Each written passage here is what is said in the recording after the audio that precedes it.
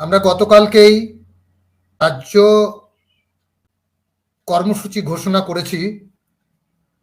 আমাদের সোশ্যাল মিডিয়ায় আমরা ঘোষণা করেছি যে আগামী 23শে মার্চ কলকাতায় গণকনভেনশনের মাধ্যমে আমরা আমাদের প্রোগ্রাম কর্মসূচি মাধ্যমে আমাদের দাবি দাওয়াগুলো আদায় করার জন্য সচেষ্ট হব। আপনারা অনেকেই আছেন যে রোজার সময় এই টাইমটা অনেকে থাকতে পারবেন না, পারার কথাও না। কিন্তু আমরা একটা প্রবাদ বলতে পারি, শোনাতে পারি, কানার আবার রাত আর দিন। কানার কোনো রাত দিন নেই, দুটোই সমান। আমাদেরকে সারা বছরই রোজা থাকতে হয়। বিশেষ করে অমুসলিম ভাই বোনেরাও রোজাবত পালন না করলেও বর্তমান আমরা যে অবস্থায় কাজ করছি অনেকাংশে রোজা ব্রত পালন করার মতোই অবস্থা। যারা মুসলিম আছেন তাদের কথা নাই বা বললাম। আমাদের সময়টা দুটোই সমান, শুধু প্রেক্ষাপটটা ভিন্ন। আমরা দীর্ঘ বঞ্চনার কারণে আমরা প্রত্যেকেই যারা এই সমগ্র শিক্ষা মিশনে কাজ করছি, শিক্ষকতার কাজ এবং শিক্ষাকর্মীর কাজ যারা করছি, তারা অত্যন্ত জীবন যুদ্ধে আমাদেরকে প্রতিনিয়ত যুদ্ধ করতে হচ্ছে। যুদ্ধ করেই বেঁচে থাকতে হচ্ছে। এই বেঁচে থাকাটা আমাদের কাছে অত্যন্ত কষ্টসাধ্য ব্যাপার, অত্যন্ত নির্মম তার ইতিহাস। আমরা কল্পনাও করতে পারিনি যে আমাদেরকে এতটাই এক নির্লজ্জ আধিকারিকের দপ্তরে আমাদেরকে কাজ করতে হবে। 1/3/2024 যে অর্ডার অর্থ দপ্তর করেছে, সেই অর্ডার অনুযায়ী একটু নতুন পুরাতন করে আর যেভাবেই হোক না কেন এটা কিন্তু লাগু করেছে পশ্চিমবঙ্গের সমস্ত দপ্তরে। অথচ আমাদের দপ্তর এখনো পর্যন্ত সেই কাজটি করে উঠতে পারেনি। স্বভাবতই পশ্চিমবঙ্গের পার্শ্ব শিক্ষক কুল এখনো আমরা বঞ্চিতই রয়ে গেলাম। প্রশ্ন, কেন আমরা বঞ্চিত? আপনারা জানেন আমাদের সারা দেশে শিক্ষার ওপর ধারাবাহিকভাবে যে আক্রমণ প্রতি আক্রমণ চলছে তা সত্যিই লজ্জাজনক। কেন্দ্র এবং রাজ্য সরকার উভয় সরকারই সাধারণ জনগণের যে ন্যূনতম অধিকার,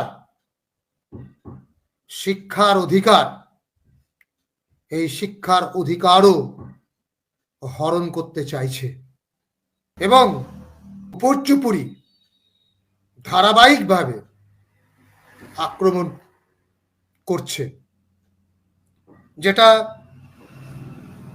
রাজ্য সরকারের প্রতিহত করার কথা ছিল।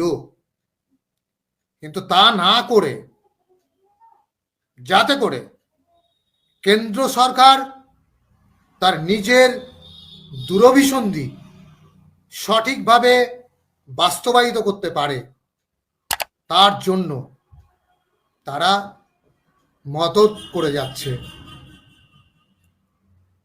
কোনো সময় রাজ্য শিক্ষা আইন বা রাজ্য শিক্ষা নীতি মাধ্যমে বলছেন যে রাজ্যের ছাত্র সমাজ, প্রান্তিক শ্রেণীর মানুষের শিক্ষাকে বিস্তার করার জন্য তারা সচেষ্ট, তারা সংকল্পবদ্ধ। বলছেন, মুখে বলছেন, অথচ তারা এমন একটা কাজ করছেন যেটা কেন্দ্র সরকারকেই সাহায্য করার নামান্তর। আমি রাজনৈতিক বক্তব্য দিতে এখানে আসিনি। আমার বক্তব্য একদম স্পেসিফিক শিক্ষার ওপর ধারাবাহিক আক্রমণ এবং শিক্ষকের ওপর, যারা এই প্রান্তিক মানুষদের শিক্ষাকে সুপ্রতিষ্ঠিত করতে চাইছে, তাদের প্রান্তিক মানুষদের শিক্ষাকে সুনিশ্চিত করতে চাইছেন, তাদেরকে কিভাবে মেরে দেওয়া যায় তার দীর্ঘ পরিকল্পনা রচনা করছেন এবং করা হয়ে গেছে বলে আমি অন্তত পক্ষে মনে করি, আমার সংগঠন মনে করে।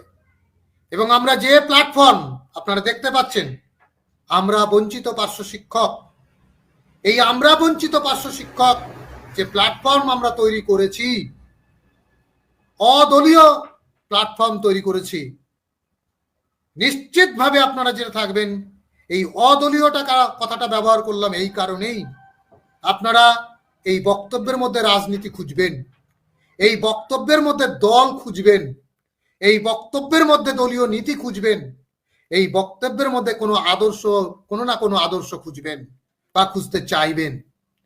আপনারা নিশ্চিত জেনে রাখুন, আমরা বঞ্চিতদের আদর্শকে পাথেয় করে, যাতে করে কোনো বঞ্চনা আমাদের ওপর না হয়, তার জন্য আমরা সচেষ্ট হব। এবং যে রাজনৈতিক আদর্শ আমাদেরকে আমাদের অধিকার থেকে বঞ্চিত করে রেখেছে, সেই আদর্শকে ধ্বংস করার জন্য যা যা করার দরকার আমরা সেটাই করব। আমরা সেটাই করার জন্য আমরা বিশেষ বিশেষ নাগরিকদেরকে আহ্বান করেছি, আমাদের মঞ্চে আহ্বান করেছি, আমাদের অবস্থানে আহ্বান করেছি। অর্থাৎ আগামী 23শে মার্চ আপনাদেরকে কথা দিয়েছিলাম। কি কথা? আমরা যে গত প্রোগ্রামে যে আপনারা অভূতপূর্ব সাড়া দিয়েছেন, সেই অভূতপূর্ব সাড়ার পরিপ্রেক্ষিতে জেলায় জেলায় ডেপুটেশন, ডিইও ডেপুটেশন যে হয়েছে 27শে ফেব্রুয়ারি, সেই 27শে ফেব্রুয়ারি যে গণ ডেপুটেশন, পার্শ্ব শিক্ষকদের যে গণ ডেপুটেশন, এই ডেপুটেশন যে আমরা প্রত্যেকটা জেলায় করতে পেরেছি, তার যে বার্তা আপনারা পৌঁছে দিয়েছেন এবং বিভিন্ন প্রথিতযশা প্রিন্ট মিডিয়া এবং ইলেকট্রনিক মিডিয়া যারা প্রচার করেছেন, তাদেরকে ধন্যবাদ আমি জানিয়ে ছোট করব না। তারা তাদের একটা স্তম্ভের কাজ করেছেন, গণতান্ত্রিক প্রক্রিয়ার কাজ করেছেন। কারণ মিডিয়া হচ্ছে সংবিধানের চতুর্থ স্তম্ভ, অর্থাৎ এই কাজটা তাদের জন্য প্রয়োজন। সুতরাং আপনারা একটা জিনিস পরিষ্কার জানবেন যে আমরা এই রমজান মাসের এই মুহূর্তে, একদম কঠিন একটা মুহূর্ত, এই মুহূর্তে আপনাদের সামনে বক বক করছি শুধুমাত্র আমাদের যন্ত্রণার কথা বলার জন্য। আগামী 23শে মার্চ আমরা আমাদের প্রথিতযশা জাস্টিস অশোক গাঙ্গুলি আমাদের গণকনভেনশনে উপস্থিত থাকছেন। আমাদের শিক্ষাবিদ হিসেবে যারা আছেন তাদের মধ্যে কেউ কেউ থাকবেন। আমি ব্যক্তিগতভাবে মিরাতুন্দির সঙ্গে কথা বলেছি। মিরাতুন্নাহার, অধ্যাপিকা মিরাতুন্নাহার, অবসরপ্রাপ্ত অধ্যাপিকা, তিনি ওই দিন সম্ভবত শান্তিনিকেতন যাচ্ছেন, যার ফলে তিনি আমার কাছে বলেছেন যে আমি হয়তো থাকতে পারবো না মানে তিনি থাকতে পারবেন না। কিন্তু আমরা আমাদের যে বিভিন্ন গণ আন্দোলনের যারা নেতৃবৃন্দ আছেন তাদেরকে আমরা আহ্বান জানিয়েছি, তারা কেউ কেউ থাকবেন, উপস্থিত থাকবেন গণকনভেনশনে। এই গণকনভেনশনকে সফল করার দায়িত্ব আপনার আমার, যে ধারাবাহিকভাবে কেন্দ্র এবং রাজ্য সরকারের যে শিক্ষার ওপর ধারাবাহিক আক্রমণ, এবং যারা এই প্রান্তিক মানুষগুলোর শিক্ষা বিস্তার করতে চাইছে, যারা প্রান্তিক মানুষগুলোর শিক্ষা বিস্তার করছে, যাদের মাধ্যমে রাজ্য এবং কেন্দ্র সমৃদ্ধ হচ্ছে, দেশ সমৃদ্ধ হচ্ছে, তাদেরকে একেবারে নিরন্ন মেরে দিতে চাইছে। সুতরাং তাদের হয়ে কথা বলার কেউ নেই। এই বঞ্চিত শ্রেণীর হয়ে জাস্টিস অশোক গাঙ্গুলি আসবেন আমাদের হয়ে কথা বলার জন্য, আমাদেরকে কিছু পরামর্শ দেবেন কি করা যায়, করা যায় না এই বিষয়ে। আমরা বঞ্চিত কেন আর বঞ্চিত কতদিন থাকবো, এই বঞ্চনার শেষ কোথায়, সব মিলিয়ে একটা রূপরেখা তৈরি করবেন। ঐতিহাসিক এই গণকনভেনশনে আপনাদের সকলকে আহ্বান জানিয়ে আমি শেষ করব।